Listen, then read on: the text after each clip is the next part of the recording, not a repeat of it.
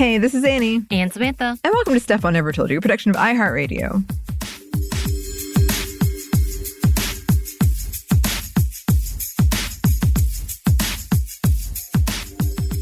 And welcome back to another Feminist Around the World. And today we're talking about the work and activism of Julienne Lusenge.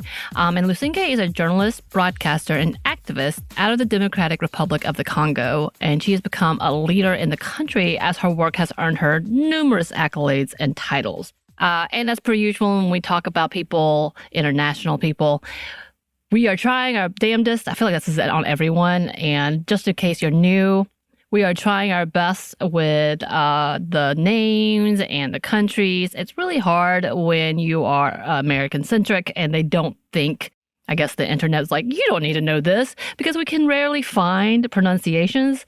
So bear with us. If it's not correct and you know the correct pronunciation, please let us know with kindness, because we do want to learn.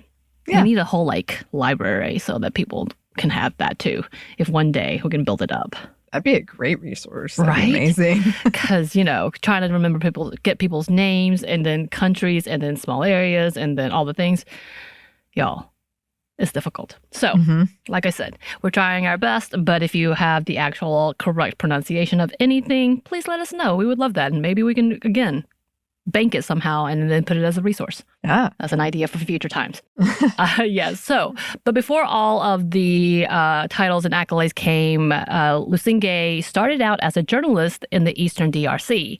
Born in Watsa, or the Congolese province of Owele, she was raised by strong parents who taught her to fight for justice and speak her mind. She told the Aurora Humanitarian Initiative, "My father taught me to speak out and to defend my ideas. I grew up in a family where it was only natural for my mom and dad to talk to each other, even if they didn't agree. From childhood, my parents taught me to fight against injustice, not to see others suffer and go away." This led to her career, where she first started with a community radio station in 1978.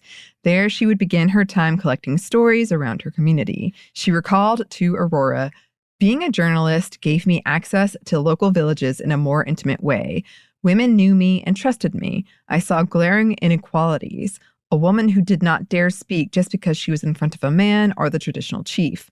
Women who were abused, but who could not talk about it for fear of further violence. I thought to myself, if I have had the opportunity to be educated and have the opportunity to speak, why not continue to help other women speak for themselves?" And she would continue to collect stories of injustice and inequalities of the women in her country and made sure to give voices to those who couldn't tell their stories themselves. So she goes on in her interview saying, "The DRC, my home, has been a place of conflict for decades. I saw my neighboring province of Ituri dissolve into conflict in 1997 when the fault lines between ethnic groups were exploited by warlords and community leaders. Being ignored due to my ethnicity in places I had once been welcomed was deeply painful, but it also deepened my empathy for those I had connected with for so many years. We started to receive shocking reports of armed groups raping women in the communities. It was too much. I had to get involved. I began to document cases and challenge local leaders of armed groups. I begged them to stop using violence against women as a weapon of war. This is how we became known in the international community, the quote, rape capital of the world. I knew that I could not rest until my beloved country was known differently." And it was in 2000 that she and 7 other journalists came together to start the Women's Solidarity for Inclusive Peace and Development, or SOFEPADI. And here's some information about their organization from their website. They work to promote and defend the specific rights of women and girls. They aim for a Congo in which women and girls have the same access to basic social rights as men. Their services include prevention and treatment of gender-based violence and abuse, assisting them legally, medically, and psychologically. They also continue in working with these survivors to train them for trades and skills. Here's a bit more information thanks to Wikipedia. The group came together to bring the issues of gender-based violence to the attention of international organizations working in the region, including the United Nations. Their plan was to assist survivors recovering from trauma, helping them to navigate the judicial system, and bring the perpetrators of sexual assault to justice.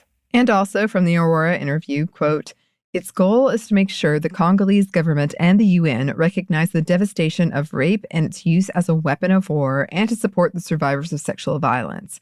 Part of SOFEPADI is a hospital and mobile clinic providing holistic medical and psychological care to survivors of sexual violence. In 2010 to 2020, the medical center received and treated 6,284 people, including 567 internally displaced people. SOFEPADI also encourages socioeconomic reintegration with income-generating activities, apprenticeships, and school reintegration, and provides the survivors with legal advice and representation in court. And with this organization, Lusenge also launched the Fund for Congolese Women, or the FFC, which helps secure funding for Congolese women's rights groups, and also has partnered to start the Media Matters for Women organization, which focuses on, quote, bridging the digital divide for isolated women and girls in poor remote communities in Africa who lack access to information about their rights and are at risk for gender-based violence and deepening poverty. And of course, with all of this, she has been appointed to different leadership positions to continue to advocate for her community, including by the World Health Organization in 2020 to investigate claims of sexual exploitation and abuse by aid workers, being in charge of the critical issues of women, peace and security, good governance, democracy, elections and human rights for the High Panel during the 2020 DRC presidency. Right. And with all this, she has been given many accolades and awards, including in 2020, she was recognized by the United Nations as the first of 20 women to watch for her advocacy work. In 2021, she was the Aurora Laureate, the 2018 International Women's Rights Award for the Geneva Summit for Human Rights and Democracy, and she was given the French Government Award for Human Rights in 2012. So she has done a lot and continues to do a lot. I know she was a really big advocate and worker and leader for the DRC during the pandemic. And we know there's a lot happening in the Congo region right now, and we don't want to neglect that. Obviously, we're trying to bring out as many conversations about these amazing women who are working during times of conflict. I think you might see a pattern. Yeah. And we do want to keep talking about it. There's not much we can do, but we can keep talking about the individuals who are doing so much during such a harsh time.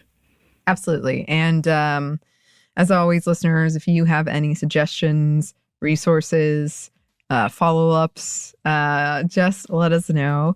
You can email us at stuffmediamomstuff@iheartmedia.com. You can find us on Twitter at MomStuffPodcast or on Instagram and TikTok at Stuff I Never Told You. We have a TeePublic store, and we have a book that you can get wherever you get your books. Thanks, as always, to our super producer, Christina, our executive producer, Maya, and our contributor, Joey. Thank you. And thanks to you for listening.